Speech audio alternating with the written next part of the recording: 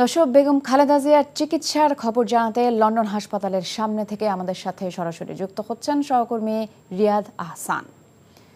রিয়াদ, বেগম জিয়া কেমন আছেন? তার শারীরিক অবস্থার কি তথ্য আছে আপনার কাছে? তাসলিমা নাহিদ, আপনাকে ধন্যবাদ। আপনি জানতে চাচ্ছিলেন যে বেগম খালেদা জিয়ার সবশেষ কি তথ্য আছে। আমি সন্ধ্যা 7:30টার খবরে যেটি আপনাদেরকে জানিয়েছিলাম যে আজকে শুক্রবারের ভিতরে বেশ কিছু রিপোর্ট বেগম খালেদা জিয়ার হাতে আসার কথা এবং সেগুলো এসেছেও।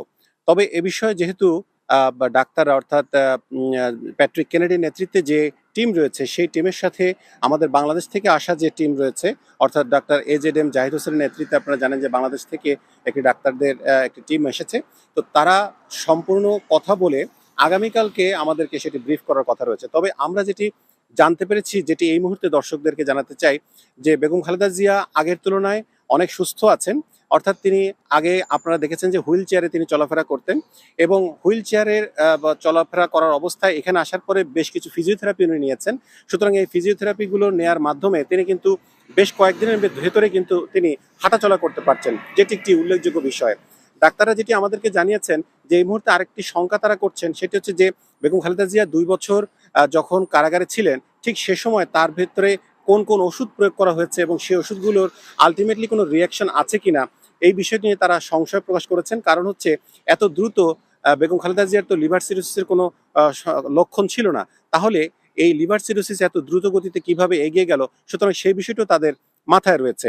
আপনারা জানেন যে বেগম খালেদা জিয়া যখন কারাগারে গিয়েছিলেন তখন তিনি পায়ে হেঁটে কারাগারে গিয়েছিলেন এবং 2 মাস পরে যখন তিনি মুক্ত পান সাময়িকভাবে, তখনও তিনি কিন্তু পায়ে হেঁটে তিনি কিন্তু বাড়িতে গেছেন। সুতরাং এই বিষয়গুলো ডাক্তারদের চিন্তার ভিতরে আছে এবং এই কারণে কিন্তু বেশ কিছু অতিরিক্ত পরীক্ষা নিরীক্ষা করতে হচ্ছে এবং আপনারা জানেন যে অতিরিক্ত পরীক্ষা নিরীক্ষা করে যখন একটি কনক্লুশনে আসে তখনই কিন্তু ডাক্তাররা আমাদের কাছে ব্রিফ করে জানান। তবে আমরা আশা ব্যক্ত করছি যে আগামীকালকে হয়তো বা একটা পরিপূর্ণ খবরাখবর আমরা পাবো। আর আজকের যে খবর সেটিও আমি জানিয়ে রাখি, বিএনপির ভারপ্রাপ্ত চেয়ারম্যান জনাব তারেক রহমান, আজকে জুম্মার দিন ছিল, শুক্রবার দিন ছিল এবং বাঙালি অধ্যুষিত যে এলাকা ব্রিকলেন মসজিদে এক বড় একটি দোয়া এবং মিলাদ মাহফিলের আয়োজন করা হয়েছিল এবং সেখান থেকে তিনি সবার উদ্দেশ্যে, বাংলাদেশের 18 কোটি মানুষের উদ্দেশ্যে তিনি বেগম খালেদা জিয়ার অর্থাৎ তার মায়ের আশু রোগ মুক্তির জন্য তিনি দোয়া প্রার্থনা করেছেন এবং যুক্তরাজ্য বিএনপির সভাপতি এবং কেন্দ্রীয় নেতৃবৃন্দ যেটি আমাদেরকে জানিয়েছেন যে শুধুমাত্র লন্ডনেই নয়, লন্ডনের বাইরে অর্থাৎ পুরো যুক্তরাজ্য, আপনারা জানেন যে অনেক বিস্তৃত একটি জায়গা, সেখানেও তাদের অঙ্গ সংগঠনের পক্ষ থেকে বিভিন্ন দোয়া মাহফিল এগুলো করা হচ্ছে এবং ইউরোপের বিভিন্ন জায়গায় যে বিএনপির নেতাকর্মীর বিভিন্ন জায়গায় ছড়িয়ে ছিটিয়ে আছে তারাও কিন্তু আলাদাভাবে বেগম খালেদা জিয়ার রোগ মুক্তি কামনায় দোয়া প্রার্থনা করছেন। সুতরাং এই ছিল আমার কাছে সবশেষ, যে তিনি আপাতত সুস্থ আছেন, ভালো আছেন, খোশমেজাজে আছেন। কারণ হচ্ছে সর্বক্ষণিক তার পুত্রবধূ তার সাথে আছেন এবং বাসা থেকে খাবার রান্না করে নিয়ে আসছেন। সুতরাং আগামীকালকে যে তথ্য আমরা পাবো সেই তথ্য হয়তোবা আপনাদেরকে আরো একটু বেশি আপগ্রেড করতে পারবো আমরা।